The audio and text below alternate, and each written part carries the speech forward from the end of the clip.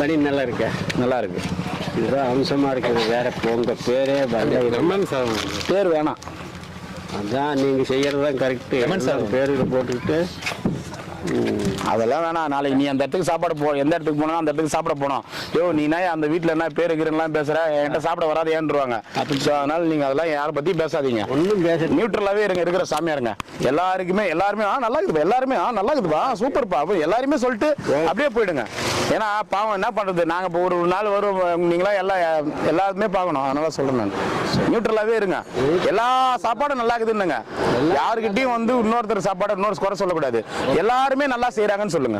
குறை சொல்லலை, இன்னும் சொல்லுங்க. என்னன்னா பொதுவா சொல்றேன், நீங்க நடுத்தரமா இருந்தாதான் உங்களுக்கு எல்லாமே கிடைக்கும். நீங்க ஒருத்தர் பக்கமே இருந்தீங்கன்னு வச்சுங்களா, உங்களுக்கு எல்லாமே கிடைக்காது. முடியாது. எல்லாம் தான் போகணும் வரணும். மச்சிவாய்